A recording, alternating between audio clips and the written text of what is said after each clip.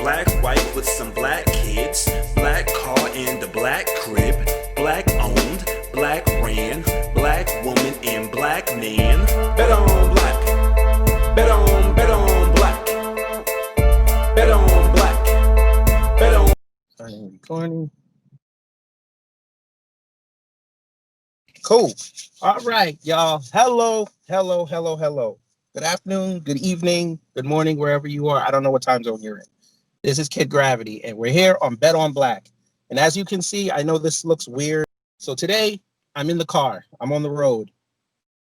And I am joined by someone that I had worked with a few months back on one of my screenplays. And she gave me great criticism, and I'm applying it still to this day. So that should put a smile on her face, hopefully. Because when I resend it, it better be up to her standards. Because if it's not, she's going to send it back and tell me to do it again. So I am on with, now, don't get mad, but is your name Shannon? I didn't know how, is it Shannon? Okay, see, I saw it. I'm sorry? E is my middle initial. The E is your middle initial. Okay, I just wanted to make sure because sometimes I pronounce somebody's name the way it looks and then they get mad at me. So just want to make sure. Name is Shannon E. Johnson, also known as the Professional Pen. And before we start, we're going to allow her to tell a little bit about herself, and then we're going to get into it. For all you screenwriters out there, you may get a lot of information, so make sure you take notes. Yes, take notes. Well, hey, y'all. So as he said, I'm Shannon E. Johnson, known as the Professional Pen, and I am a script consultant. I used to be a creative executive at the Sci-Fi Channel, so it was my job to see people's projects or ideas from pitch to production. And so I was able to then transfer those skills into working to help writers develop their content so that they're prepared when they go into the pitch. So I work with writers in all stages of their process, and I work with writers in all stages of their lives. So they can be very beginner writers, or they can be advanced writers, or anything in between. But I am here for you. And as stated earlier, I'm going to tell you what it is, even if it's not what you want to hear, because that's not what you're paying me for, right? If you want somebody to just say they like it, you send it to your mom. She reads it. She likes it, right? But you send it to me because you want to hear about the areas of development. You want to hear about where you can clear up confusion. You want to hear about how to dimensionalize your characters. And so that's what I do. You know what? I'm going to be nice. I'm going to put up your critique. You know what? I'm going to put it up Wednesday to promote the show, what you sent me about my screenplay. We got to get you some business because, as you know, everybody's tough times in the movie and TV industry. I mean, everything's coming back now, but it was that down period for like, what was it, 8 months? Nobody was working. Everybody was pinching their pennies, but now everything's starting to slowly come back. But do you see how long do you think this period is going to take for Hollywood to get back to, I guess, at least 80%? I mean, the thing about it is, you know what I mean? I'm sorry, say that again? Oh, I have an echo now. Uh-oh. I mean, if you want to use headphones, that's cool. Okay, let me try that. Wait, it's gone now. Can you hear me? Yes. That's weird. Okay, so the crazy thing is, it might be me actually. Okay. All right, say something.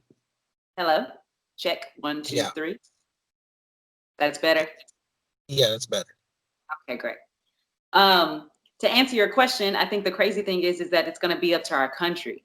You know what I mean? It's going to be up to what we as American citizens decide to do to try to keep this pandemic from spreading. What rules end up being put in place by the government, because Hollywood has been trying to figure this thing out since day one. You know, on the development side, we didn't stop working.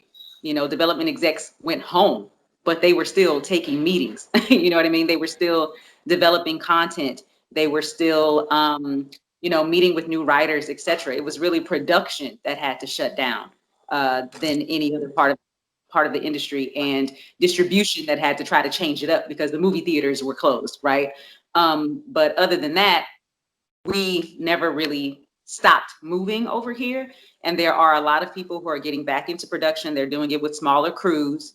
You know, I think for me, the biggest thing is we're going to figure it out for the crew.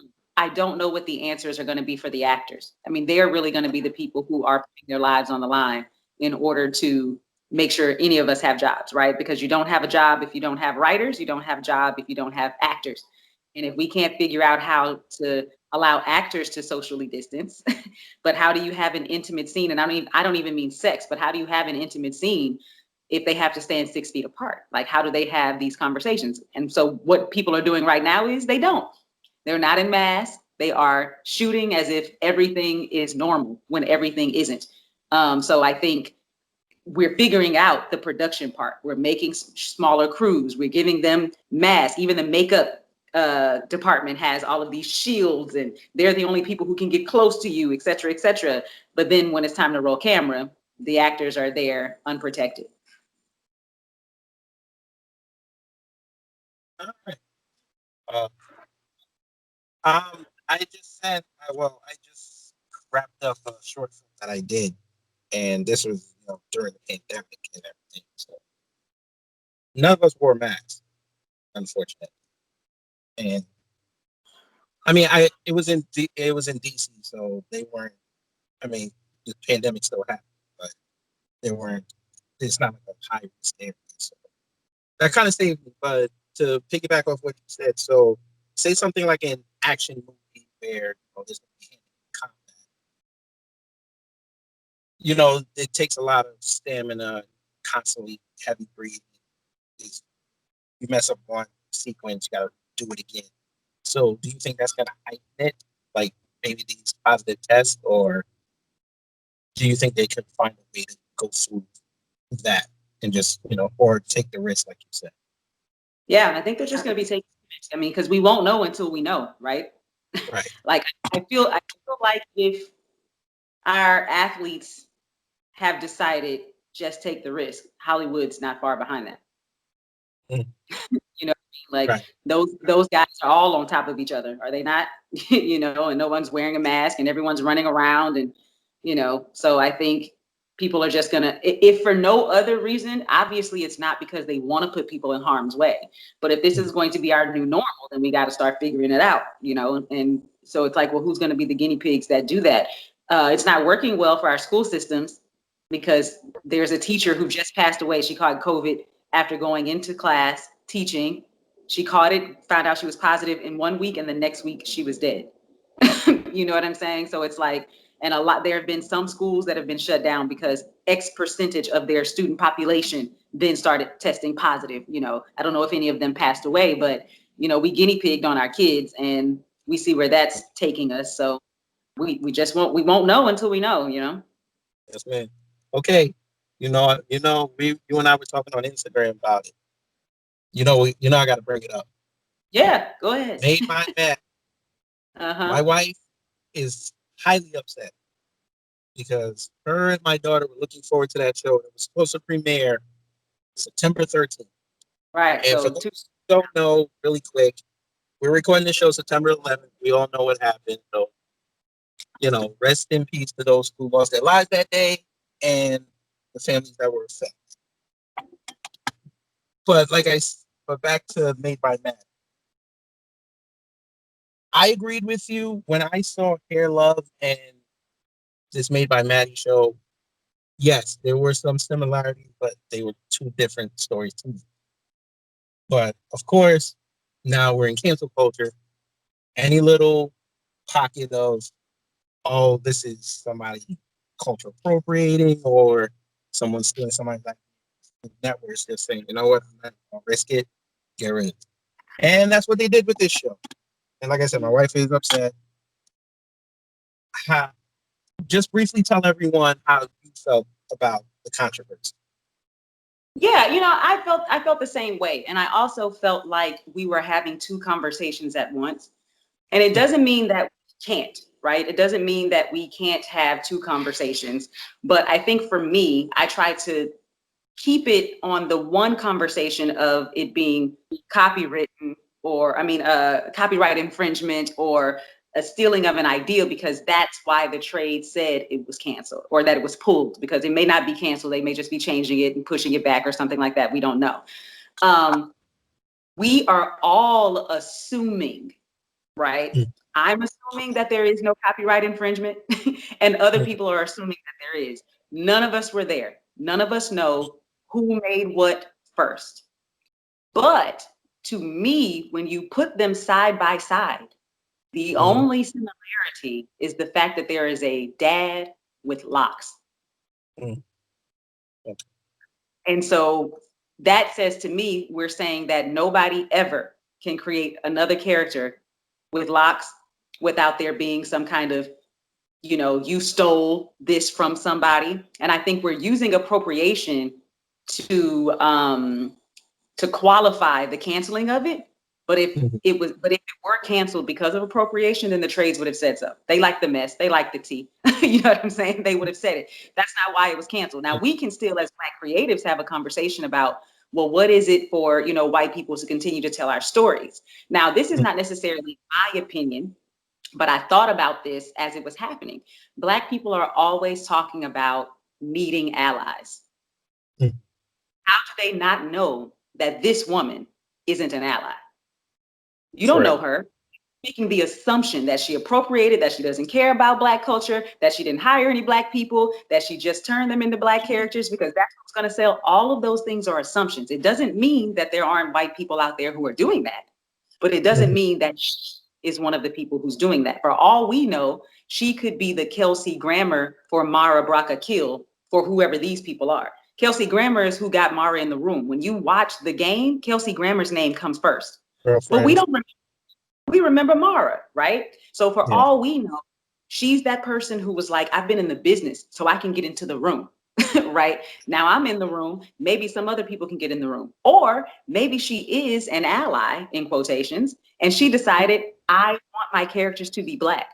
I teach students of all races, and I have some of my students who are not Black who say, yeah, this story I'm writing, I want the character to be Black. They say that up front.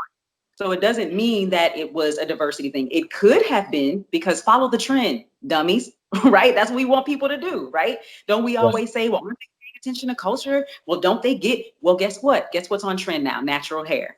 So why wouldn't you have a mom with natural hair and a dad with natural hair? Guess what's on trend now? Black Lives Matter. Why wouldn't you want to have Black characters? But just because you have a Black family of characters doesn't mean that it's the same Black family of characters that Matthew Cherry had for Hair Love. It just doesn't. And so I think, that we kind of shot ourselves in the foot in that one, and it didn't have to go down like that. Right. Because I even said, why didn't you guys wait at least till let it premiere? The pilot come out. Right. Let the pilot come out, then give your critique.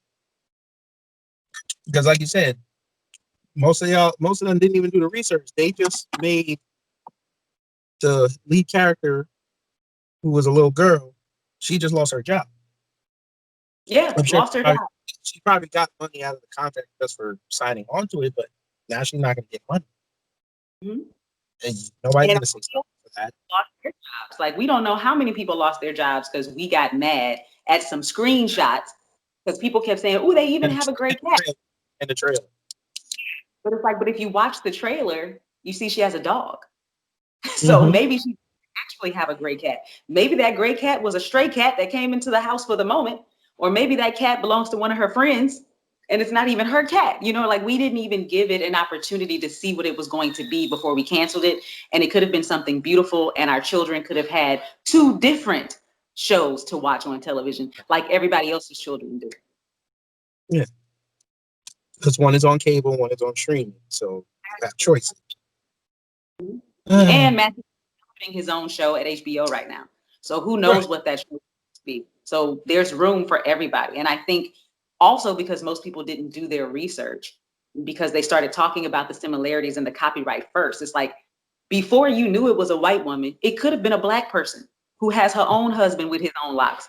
You know what I'm saying? Like, it could have been anybody who created these characters, and it just became this, you're stealing. And it's like, so does Matthew Cherry own natural hairstyles on Black? I saw that point you made. It was crazy because it was like, then by that logic, then the dude that's doing, the Black guy that's doing the Static movie, Virgil can't have Fox unless Matthew Cherry's an executive consultant. That's not fair. Right. And he just doesn't know. Unless the brother for getting the Oscar, but the Oscar does not put you on your own island. Right. And it shouldn't for anybody. If that's the case. So Bram Stoker, made vampires. So there's no Twilight, there's no Blade, exactly. there's no Interview with a Vampire, there's no any of that. It's like no. And and Vampire in Brooklyn should be outlawed. Right. And I know it's a little bit different because a vampire is literally something that someone made up. Like vampires, in quotations, don't exist. Some people will say that they do, right? But they don't exist. But we're talking about character traits of people. We're saying that one person made a cartoon of Black people with these features, and now no one else in the history of animation can ever make characters with those features, and no one owns features, period. Right. And that's the only thing that's similar in the animation. That's the only thing. They don't even look alike. And then now I'm going to Black people. So now y'all are falling into the trope of all Black people look alike. Because if you put that dad from Hair Love next to dad. Yeah, the dad is dark skin on Maddie's show. He's dark skin. The other guy is a fairer skin. So it's like and he has a tattoo. And he has a big arm like tattoo. And longer locks. And a goatee. Fuller lips, like they don't look the same at all. And it's like, so, we just kind of jumped on a bandwagon there, and, cancel culture can be very negative. So here we are. We'll see what happens with it. I hope it's not the end of it. I hope it does own life, Yeah, and I read also she was developing that show for 5 years. So who knows what kind of change. Who knows? And, some people are like, well, if you've been developing it for 5 years, why don't you have the proof? And it's like, so people develop things often. Like I've had an idea that I haven't put on paper that I've been working on for years. In here, I haven't put it on paper. How do I prove it to you? If I put it on paper today and send it to you, it's like, oh, well, you just wrote that down. Yeah. But you don't know what my development process is. Like you don't know how long I've been working on something, and you can't prove it, but even still, I don't know what we're asking her to prove. What do you want me to do? Show you my first picture of locks? Maybe 5 years. It's got to be like long division. You got to show your work. She has to show every rejection letter, every storyboard, every beat board, all 1,700 scripts that she wrote that they rejected. Yeah. Anybody who knows enough about animation, that just because I drew this one figure 5 years ago doesn't mean that's the figure that ends up on the camera. I mean, on the screen. It's like, sure, those characters might have changed over time, but as they should. You know what I'm saying? Pixar will show you that, their characters changed over time. Their stories changed over time. Because animation takes a long time. So that's my other thing by when I say, like, we're making a lot of assumptions here, because Hair Love won its Oscar in 2020 because it came out in 2019, or was it 2019 because it came out in 2018? I can't remember. Like they said, I think it was last year it got it. Last year, right. So what we're saying is within a year, she created an entire animated series that's about to be on television. It's just like animation just doesn't work that way. Yeah. And the script and to find the animators, and that's that actually got me a lot better than it should have been. Because like I said, that show, especially on Nick Jr., you know how hard it is for them to put Black characters there. I mean, the last one I remember was Gullah Gullah Ivy. And then you had almost the entire Black family. And you've gone through Dora and all those other guys, and you finally get a family in New York City that's intact. And they said, basically, exactly. A mom, a dad, they work together with the kid. Like it was like, by hitting at each other. I don't know if they're gonna have the moment where the mom and dad are like beefing and she has to like get them back together, but you cross that bridge when you get there. But at least let the pilot go. Yeah, I doubt it because it's a kid's show. You know what I mean? It's like, let's look at the genre, look at the tone, look at what time of day it's coming. It was coming on a Sunday. Like, did you really think that you were gonna get? So y'all would have y'all gonna be in church anyway. But also, before we move off cancel culture, we got to talk about the other huge controversy.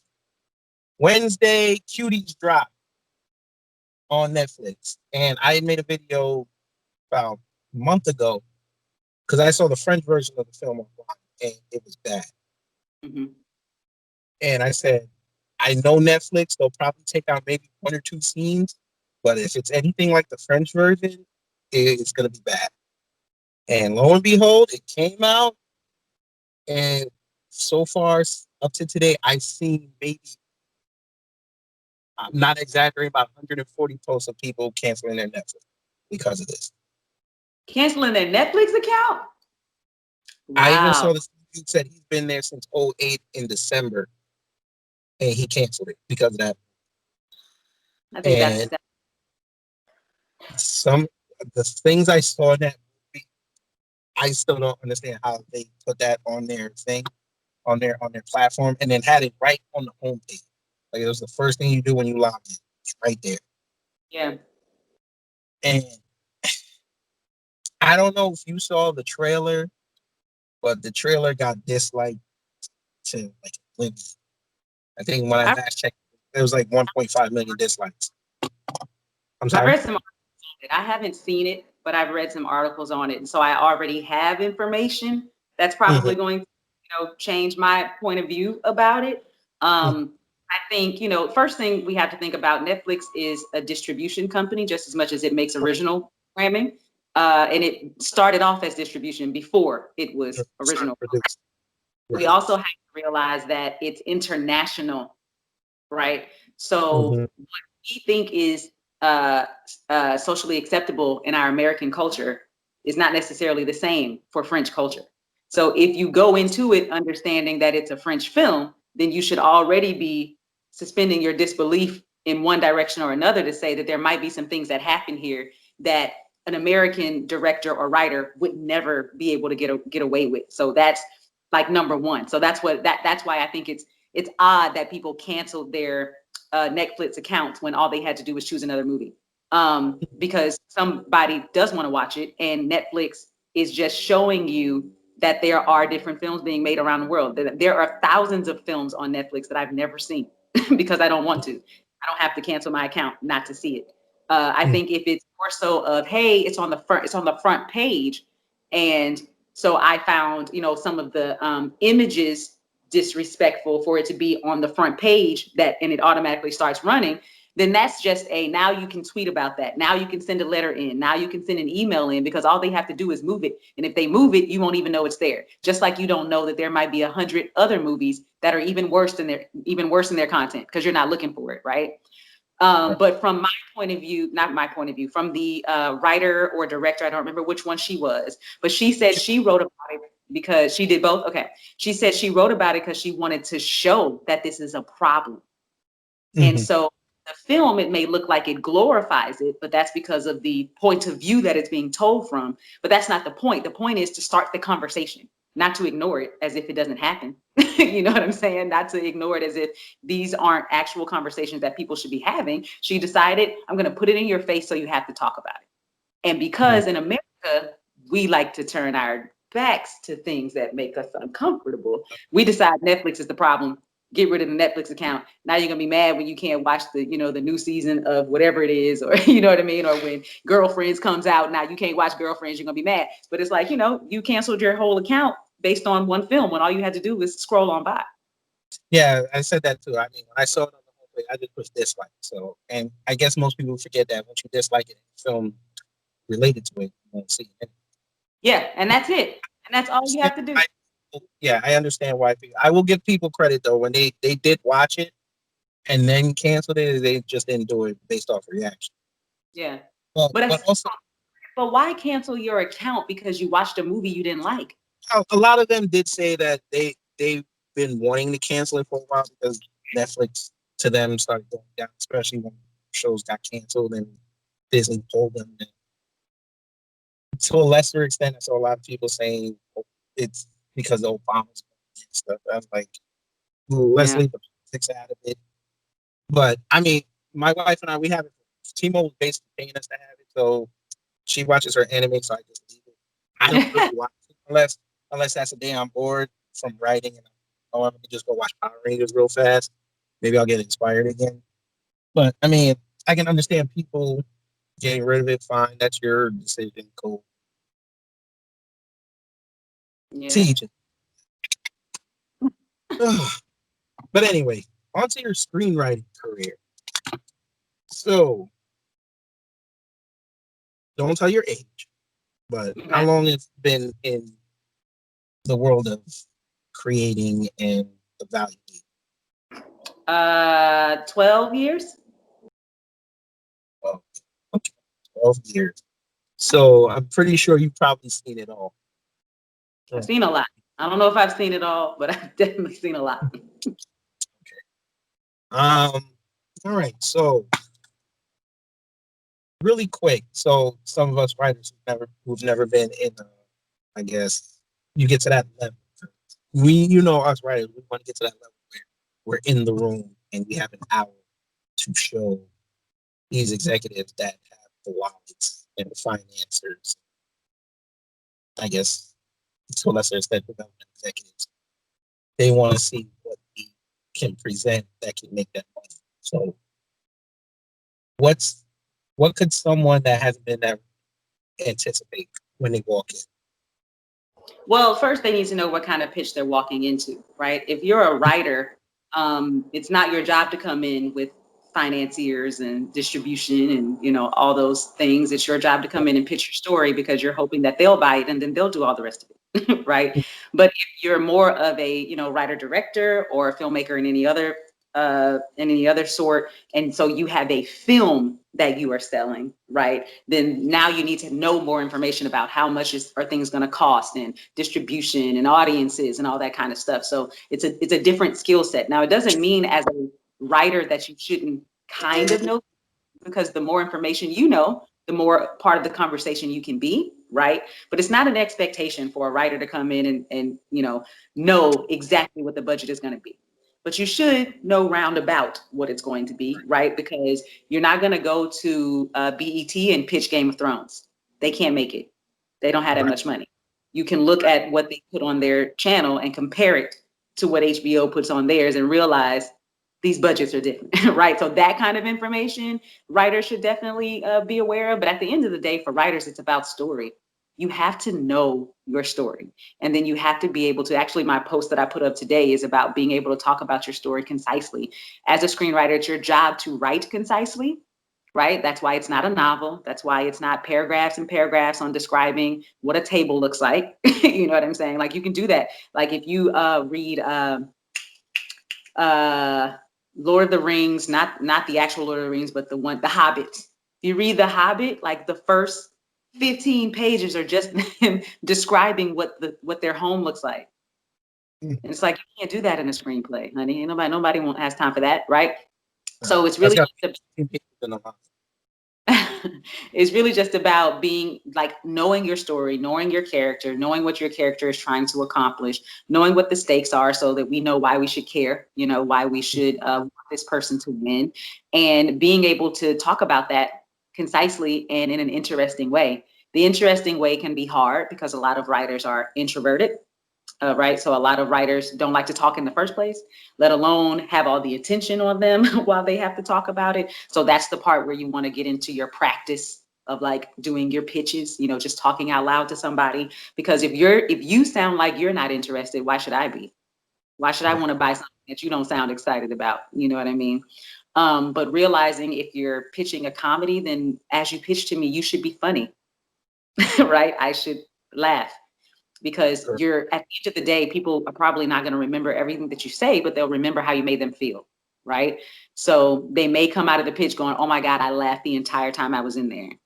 Now, if nothing else, they want to talk to you again. You know what I'm saying? Just because of how you made them feel. If you're pitching a drama, then by the time you're done, they should feel something about those characters. Doesn't mean they're going to cry in the room. You know what I'm But saying? you should have some emotion to Exactly. They're going to feel something emotionally. If you're pitching a horror film, then there should it. be a moment where they're like, you know what I mean? Where they feel that, Like how that yeah, like tension. you're gonna put that on screen.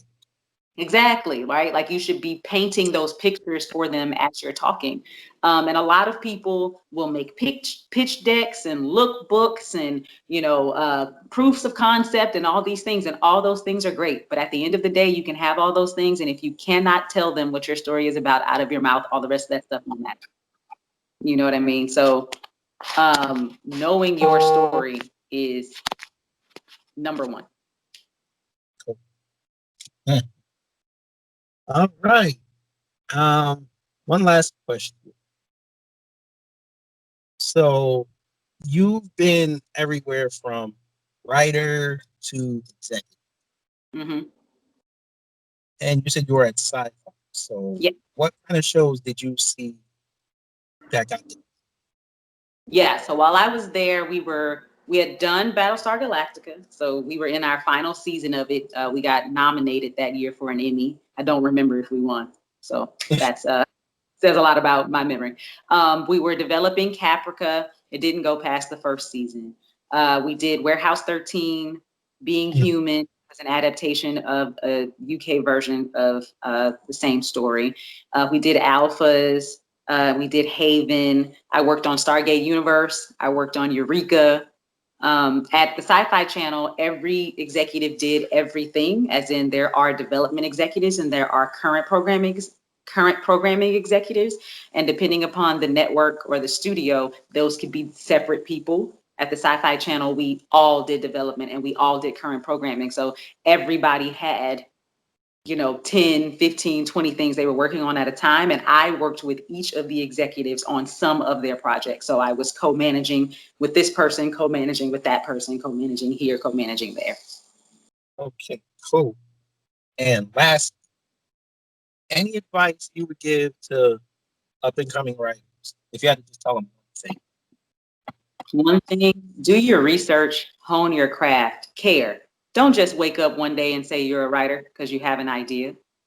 I mean, as simple, I can tell when I read someone's screenplay that they've never read a screenplay ever. Mhm. And that hurts my feelings because it's 2020. So it's too easy to get your hands on a screenplay. So to say that this is what you want to do and then not do the due diligence of making sure that you're doing it at least up to par. It doesn't mean that it's going to be the best thing ever. You're going to make mistakes, but sometimes it's like you've never even seen a screenplay. You don't even know what a slug line is. You don't even have a scene heading. And it's like, that means you haven't done the first step of this is something I'm interested in. Let me go look at them. And so I think that is the biggest thing that will get your screenplay not read, that will get it, thrown away. And people in our community love to make it about race. I'm not saying that it's not ever about race, but sometimes your screenplay just isn't up to par. It's not about them not wanting to give you a chance because of who you are and what you look like. It's like, have you looked at your screenplay? Have you really looked at it to see that your formatting is non-existent and that finding formatting is not a hard thing to do? Now, you might find it and not understand it, but if nothing else, being able to apply. Like if I read 5 screenplays and each of them always do their scene headings like this, then I'm going to say to myself, I should probably do my scene headings like that. That to me is just like a common sense kind of thing, right? And so when that doesn't happen, then it says to me, you didn't bother to read any screenplays, but you say you want to be a screenwriter. That's just like saying, I want to be an NFL player, but I'm not going to watch any football games. I'm not going to read my playbook when they give it to me. I'm just going to go out on the field and just start running around. Our people research. I don't know why we're allergic to research, and there's so much information there. So much. Human beings are allergic to research. We'd rather someone just tell us. So that's something that I except the know-it-alls. Yeah, Know-it-alls. right. They do tell you, okay, I got it from this book on this page. Yeah. You might be lying, but okay, you got it. And at the end of the day, it's still going to be the application that matters, because I might say, yeah, well, you got it on that book on that page, but you didn't apply it as that book told you. You know what I mean? It's like, yeah, you might have looked at it, but you weren't able to transfer what you understood and put it on your page, which is fine, which is why someone like me exists. The problem is a lot of people skip this part and they shoot their shot in the DM of some big producer, and they've sent their screenplay that's ill formatted to somebody who matters. You know what I'm saying? Like, it's cool for you to send it to me. I'm here to tell you, yeah, let's fix this. This isn't done properly. Let's look at this. That's my job. But when you send it out to these other people, you're showing them that you don't care about this craft, that you're an amateur, and that you're unprofessional. And that's not how you want your first impression to be taken. Mm. I hope all y'all wrote that down, but you probably didn't, because you just listened. But always, you should write that down, put it on your wall. Research on your craft. That's a great word, research. All right, so before we go, we like to play this game, 10 random questions. I ask 10 questions. First 5 are basically your warm-ups, and then 5 always tailored to the guests that we have. But before we always start, I have to ask the person permission first. So would you like to play 10 random questions? Let's play. We'll see if I answer them all. I'm a pretty open book, so let's go. That's fine. You're not on a time limit. All right, y'all. 10 random questions. Okay, here we go. Number 1. I always ask this, and then I get mad at the answer. Are you team Apple or team Android? Android. Yes. Good. I'm gonna throw this right in my co-host's face. Yes. Please educate them why Android is better. I mean, well, the thing about it is, this is terrible to say. I do have an Apple computer. I do have an iPad. However, I have always ended up with duds, including my brand new 2020 Apple computer that I will be taking to the Apple store tomorrow. And it's brand new and it has bugs. So I just think they're overrated. I mean, really. So I've had an Android phone from the moment Androids existed. I'm a Samsung girl, and so I enjoy my phone. So I just never went to get an Apple phone because of how the rest of my Apple products work. So I'm like, well, why would I spend that money, blah, blah, blah. I'm just going to keep my Android. Will you tell my co-host it's not worth getting a $2,000 laptop? Go get a nice Windows laptop, about $400. Save you some money. Get a desktop. Because I'm trying to figure out right now, like, what I'm going to do. I had to return this computer. So this is the second one, and it still has the same problem. It started in July. So since July, I've had 2 Apple computers, brand new, for that $2,000 price, and they both have bugs.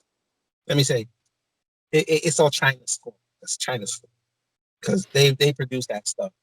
So Trump like, if your Apple product's not working, it's China's fault. I don't care whose fault it is. Don't charge me that much for something that's not going to work. It's brand new. It'd be different if I had bought something refurbished, you know what I'm saying? Right. Previously owned, whatever. I'd still be, upset because I need to get my work done, but it'd be a totally different amount of upset. So you mean to tell me you have a bug that you know exists because it's the second computer you sent me that has the same problem, and you still made me pay that same price, and you still selling it? Well, if they just reboxed it, I can't deal. They couldn't because I had to send it and they had to send it, so it didn't cross paths at the same time. But okay. I don't think I didn't think of that though. Okay. Question number 2. Favorite musician? Ooh. It can be any genre, it doesn't matter.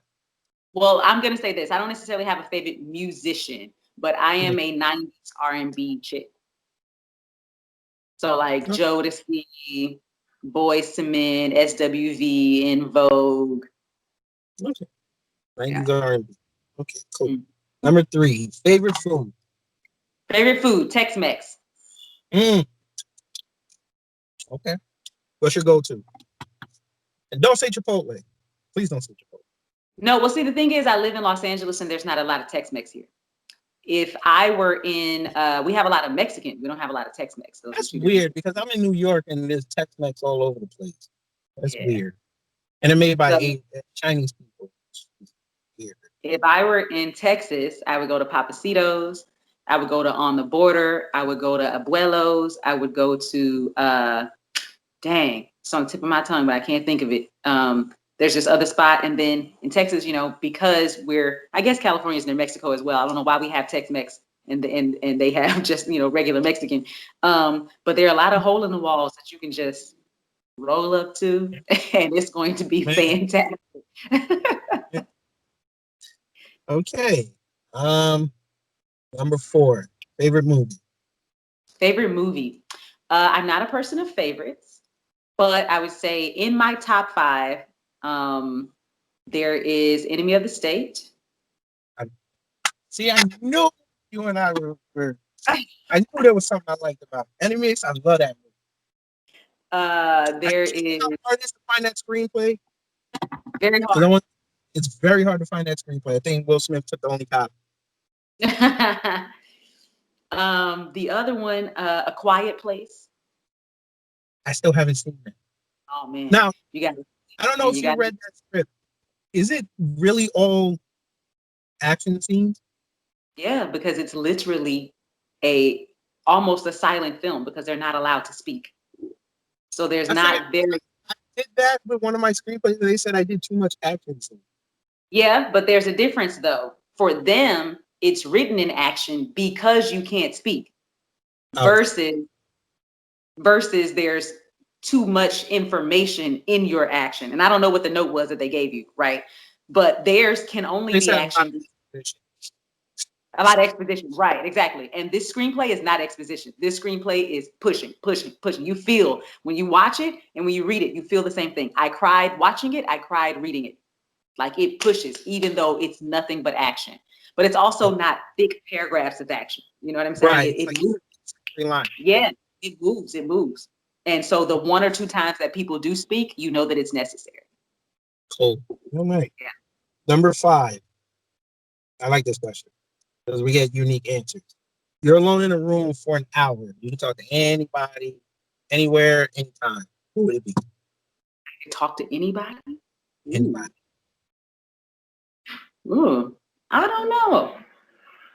That is a good question. Who would I like to? You know what? I think I would like to talk to one of my ancestors. I don't have one in particular, right? I got to spend time with the grandparents that I knew on both sides. So maybe one of their ancestors, you know, I mean, one of their parents or one of their grandparents. I just feel like in our community, because so much was taken from us, and because we are secretive people, and that there's Yeah. just so much information we don't know about each other, and we don't pass things on because stuff is grown folks' business and blah blah blah. And then you end up being an adult and you don't know anything about yourself. So one of the things that I did with my grandmother before she passed, thank God, was just like ask her, so how did we get to Texas? Because we're from Louisiana. Like what Mm. made you here? You know, like it wasn't a part of the Great Migration. She just went from one state to the next. We're neighbors, you know. If you live in Texas, you 9 times out of 10 Black folks in Texas have people in Louisiana, you know. But I didn't know how my people got to Houston. So I asked the question and just listening to her talk about it. But it's not like she had ever walked around and telling that story before then. You know, it was just kind of like, that's my life. My life happened. I'm not around talking about it, but something just made me ask. And so it was cool to hear. So I would like to hear more stories. Cool. Okay, now here's your 5 tailored to you. Okay. What is your favorite screenplay you've ever read? A Quiet Place. It's it. Did say that, folks. You did. Okay. Favorite actor or actress? Mm, you know who I like? I can't even tell you why. I like Nicole Bahari. She was dang, where do I even know her from? I know what I've seen her in, but I didn't even watch her in that. Um, but there's just something, she just comes across so natural on screen. And if I actually put a pitch deck together for a show that I was working with a client, and I threw her picture in there, like, yeah, like hire her. I just think she's really natural. And I think being natural is a hard thing to do. A lot of the times you watch actors and they're acting. And Nicole is not, you know, as of right now, she's not an A-list celebrity who everybody knows her name. You know what I'm saying? So that means she doesn't do a lot of the larger projects. So some of the stuff that I have seen her in have been smaller projects, but it's just like, yes, but there's something natural happening here. So I enjoy watching her. Okay. Hopefully I pronounced her last name correctly. Outside of story, what is the most important part of the screenplay? Structure and format. But tell them why, because you yelled at Well, me for that. well, format because you know, features are not formatted the same way as television scripts.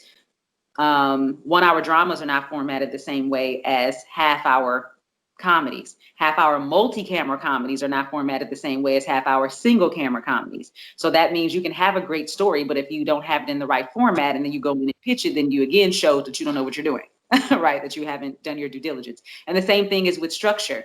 There's 3-act structure in features. There's 3-act structure in half-hour single-camera comedies. Multi-camera comedies have 2-act structure, and 1-hour dramas have 5-act structure.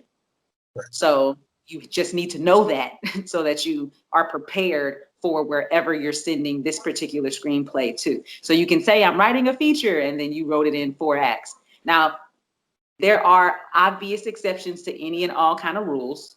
You know what I mean? So I always tell people, don't write these things down in concrete, but be aware of them because the person whose room you're going into might have it in concrete. Okay. Number 9.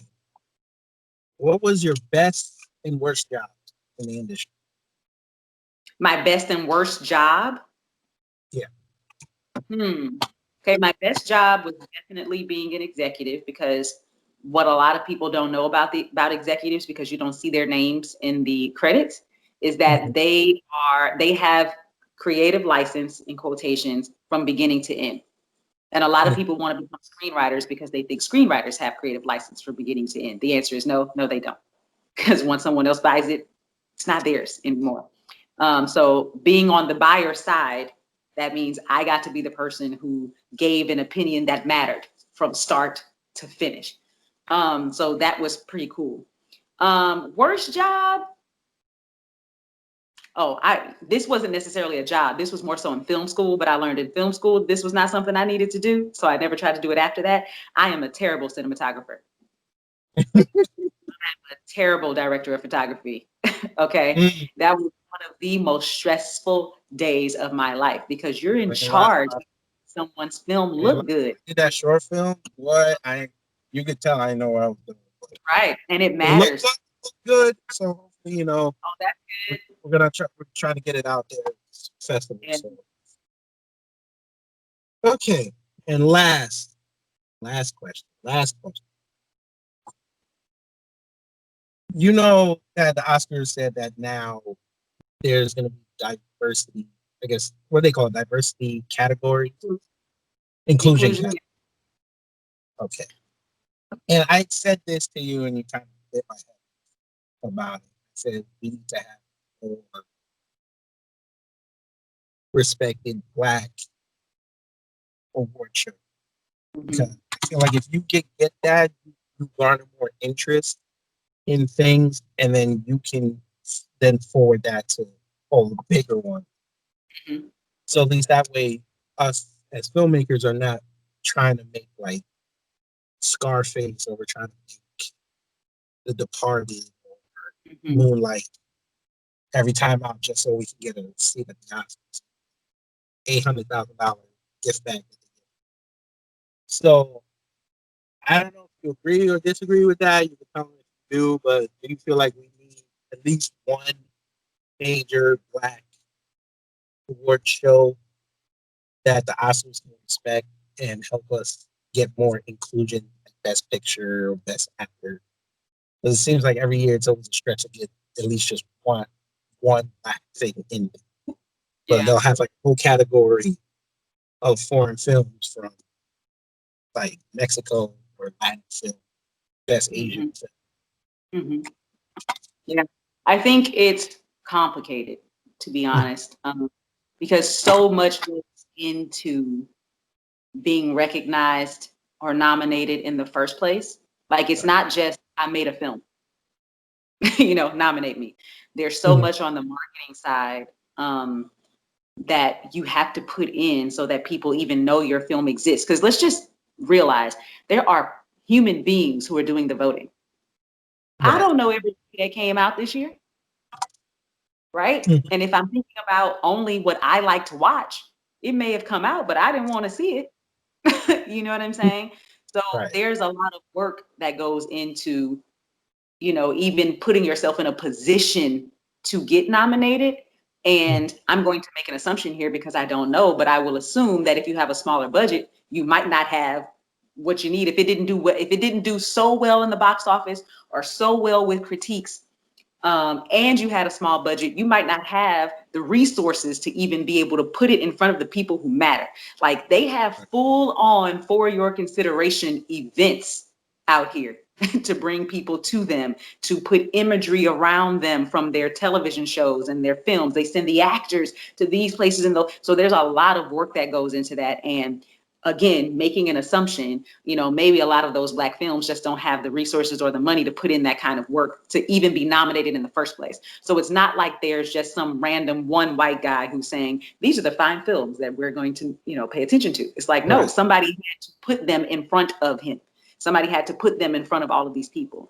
And when you think about the foreign film categories, it's like, yeah, but that means any and all foreign films. So now all of those people, let's say 1,000 people made a film that year, right? Now, again, they had to get themselves in front of them.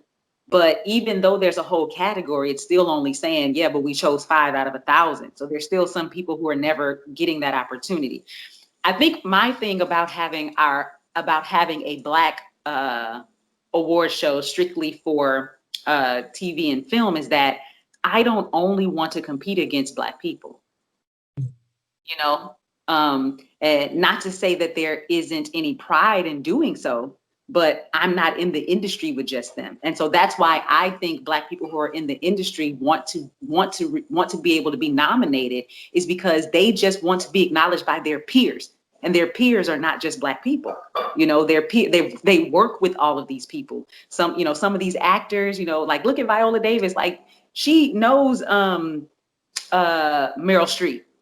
You know what I'm saying? Like, and she just wants to be acknowledged just as much as Meryl's being acknowledged. And I think on the outside, it's easy for Black people to go, you're trying to be acknowledged by white people. And it's like, no, I'm trying to be acknowledged by my peers. If I went to a school that was majority white people, but I had a 4.0 and somebody else also had a 4.0 and they got acknowledged for it, I'm going to be looking like, yo, hey, it has nothing to do with I'm trying to be acknowledged by these white people, but these are the people who I went to school with. These are my friends. These are my teachers. These are my blah, blah, blah. And I want to be acknowledged for what I do. And I think that it's a little unfair that we put the pressure on Black people in this particular industry to do their own thing, but we don't do that to them in any other industry. Nobody's saying don't go work for Shell.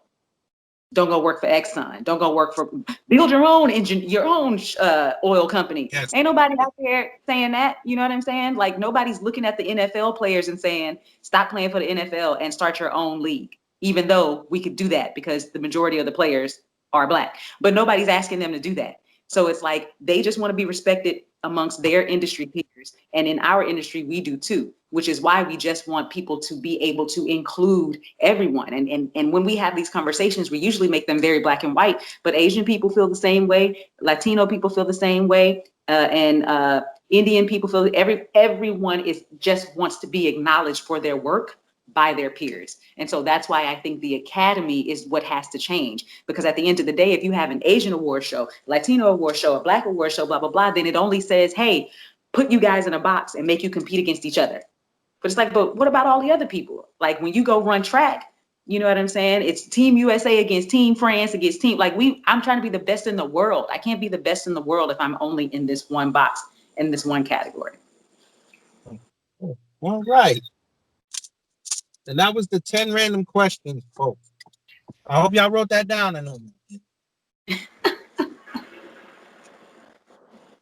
But I would like to thank Shannon for coming on. And before you go, just let everybody know where they can find you and what services you offer. And please, we need more Black executives looking at Black work, because I saw the Twitter thing with Read My Screenplay, and a lot of Caucasians, not enough Blacks. Yeah. And they Blacks were hiding. I messaged like 4 of them. They shut their DMs off. Yeah. Because there's not many, in the first place. There's a lot more now than there were, back when I was an executive 12 years ago, but there's still, in comparison, not very many. And then you have to think about the amount of pressure that they're under, that as an individual, they have to decide that I'm going to be for my people before I'm for my company. And most individuals don't walk around like that. You saw how long it took our athletes to decide to kneel. A lot of people left, Colin on his own for quite some time. So it's the same thing, here. Like, sure, they're Black and sure they want other people to do well, but does that mean that they're going to go in and go to bat for total strangers every single day before they just try to do what they need to do to keep their job, to make their money, to pay for their families? Who knows? But as far as the services that I offer, so I offer a range of services, literally from your idea to here's my screenplay, I'm ready to send it out, help me to pitch. So one of my most used services is called development notes. It's what most people look at as script coverage, but I don't offer script coverage because I don't think it's helpful to the writer. I think script coverage was made for executives. It's for them to read your log line, your summary, and the conclusion of how their intern or their assistant felt about it, so they can know if they should bother to read it in the first place, which means it's not going to be very constructive for you. And as a writer, you should always be trying to get better. So it doesn't matter if you sent it out and they send you back your log line and your synopsis. Like, you know what your screenplay is about. You don't need somebody to tell you what it's about. You need them to say, hey, here are the areas where you need to improve specifically, not generally. And so that's what I do in my development notes. I give you page by page. Hey, this isn't working. Hey, what does this mean? Hey, did you mean to put that there? Blah, blah, blah. Just so you can, start to understand your process more and revise your story if necessary. And then I do all the way up to rewriting it, working with you from page one to just rewrite the story so it can be better executed. Then we can do consultations. If you want to get on the phone and talk to me, we can talk about whatever it is you have going on with your story. And then, like I said before, I get you together for your pitch. I also offer a lot of workshops and courses, so you can find those on my website. But I'm basically here. My website is awriterforyourwriter.com, and that's what I am, a writer for your writer. When you just said that, it reminded me of that post you put up with that person. That said that what services do you offer? And you're like, okay, you just go to my page. And you're like, why didn't you just tell me? And you're like, you just click the link. Just click the link. It's too late to click. It is right there. Right there. Every single thing that you need. Instead, you want me to retype it? Right. Yeah, I think I don't understand why people this day and age want to be led. So I haven't the slightest idea. But there it is again. What do we say? Do your research. If y'all know us Beyond Borders, do your research. That's our main tenet. Do your research. Shannon, it's been a pleasure. Yes. Thanks so much for having me. Let me know where I can find it. I'll post it for folks to come check it out. Yes, ma'am. And remember, I'm going to put up Wednesday. I'm going to put up the development notes. Oh, Lord, this woman got me told on paper. I was bad. I hated your guts for like 2 days. Right? I've done a lot of what do you call it? Script coverage. Mm-hmm. And they'll tell you the generic stuff, but then when I read yours, I was like, this woman yelling at me on paper. I was like, I didn't even want to look at it. I looked at it, I was like, I shut my email off. I'm like, man. But then I started reading, I was like, oh, she's right. And I've been applying that there. And I still got the mistakes, I still do that. Yeah, because you will. It's a process. And and it's hard for especially writers to disconnect and understand it's not personal. It's like, I don't know you. I don't know your process. I don't know your writing. So anything that you see on the page is not a reflection of you as a person. It's just literally like, this is what's happening and I don't understand. So here are the questions. Okay. And one last question before we go. Do you think, in your opinion, that non-Black person can write a Black story? And do you think a Black person can write a non-Black story? I'm glad you asked that. First, I didn't finish answering your other question. So you can find me on Instagram at The Professional Pen. You can find me on Facebook at The Professional Pen. And my website is www.awriterforyourwriter.com. Okay, that to the side. You know what? The answer has to be yes. It just has to be. First of all, we know it's true because Black people have been writing white people's stories since the beginning of television. You know what I mean? Like most of us who started off had to start off somewhere. Correct. And because most things on television weren't about people who looked like us, that means we were in these rooms, not in big numbers, you know what I'm saying? But also we were ingesting their stories before we were allowed to be in the room, which means, you know, the double consciousness of, as Black people, we live in their worlds. They don't live in ours as much, but we live in their worlds. And being able to tell stories from other people's point of views is kind of like the job. The other thing is, you don't know people's experience.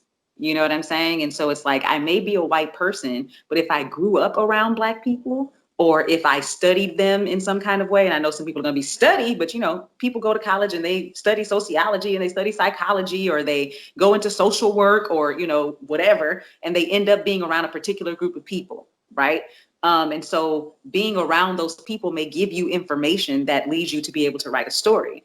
The same thing is true for, so, you know, women should be able to write men, and men should be able to write women. And because if not, then it's like, you know, none of us have ever been a vampire. None of us have ever been a Well, it's ghost. the sanguinarian.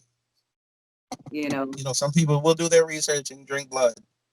right? Exactly. But that again, that's the point. Do your research. I think that's it. It has to come from an authentic place. It can't come from I just put Black skin on this character. You know, I just put white skin on this character. I just gave this person a Spanish accent. It has to come from an authentic place. So you have to do your research. So that's what I mean by studied. You do your research. If you say, I'm going to write this thing about this Black suburban mom, then guess what you need to go do? Research some Black suburban moms, read some blogs, you know, go to some of the little yoga thing, you know, whatever it is, that's what you need to do. Because if that's the story you're interested in telling, then we put ourselves in a hole if we say, but you can't tell that story. I can tell whatever story I want to tell. That's the point of it being creative. I'm not telling you facts. You know what I'm saying? I am creating something, but it should be authentic, because that's the only way it's going to really work. Because if not, you know, especially Black folks, I don't know if it's true for any other people of color, but I think it is. We can watch something in a minute and go, we wouldn't do that. That's not how we, you know, no, this had to be a white person who wrote this, right? And so if you want that authenticity, like, for example, the Project Power that came out on Netflix was written by somebody who's not even from America. Mm-hmm.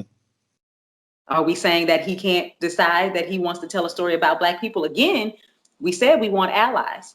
He said to himself, I've never seen a Black girl and a Black man as leads in an action film. So I decided to write that. We can't then go and say, no, you can't.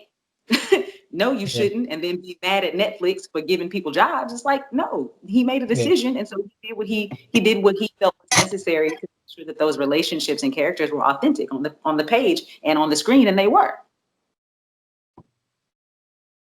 I'm fixing to send you my action script with 2 Black women. I need notes on that, because I think that can get over. I'm gonna send it to you in a couple weeks. Pay your money, y'all. You know, it's tough out there right now. It is. It's tough. Shannon, once again, thank you so much. I'm like 4 minutes late for work. Okay. Having me. No Get in there. problem. Go make your. Thank you. All right, y'all. And this has been Beyond Black.